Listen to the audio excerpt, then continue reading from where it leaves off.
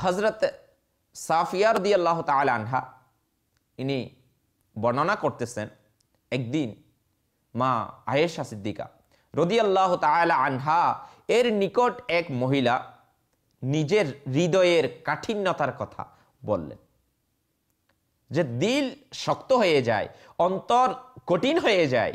তো ওই এক মহিলা মা আয়েশা সিদ্দিকা রাদিয়াল্লাহু তাআলা আনহা এর দরবারে এসে আরজ করলো যে নিজের হৃদয় শক্ত হয়ে যাওয়ার কথা, নিজের হৃদয় কঠিন হয়ে যাওয়ার কথা।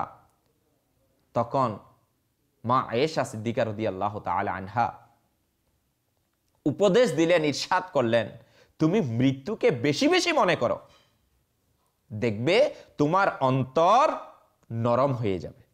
অনন্তর সেই মহিলা হযরতে মা আয়েশা সিদ্দিকা রাদিয়াল্লাহু তাআলা আনহা এর উপদেশ অনুযায়ী মৃত্যুর স্মরণ করলে তার মন আসলেই নরম হয়ে গেছে। এই জন্য পরবর্তীতে একদিন সেই মহিলা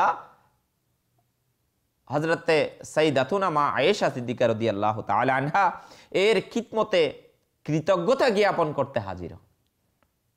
প্রাণপ্রিয় ইসলামী ভাইয়েরা, আমরা কি উপলব্ধি করতে পারলাম?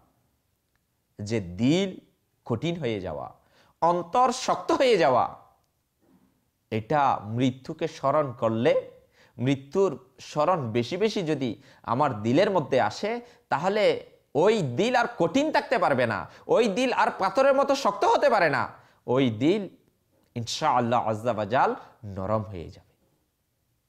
তো প্রাণপ্রিয় ইসলামী ভাইয়েরা ও মাদানী চ্যানেলের দর্শক শ্রোতাবৃন্দ, হযরত সাইয়্যিদাতুনা মা আয়েশা সিদ্দিকা রাদিয়াল্লাহু তাআলা আনহা এর উপদেশ আমার আপনার জন্য যেমন জরুরি, ঠিক একইভাবে আমার আপনার ইসলামী বোন যারা রয়েছে ইনাদের জন্য এই উপদেশ জরুরি রয়েছে।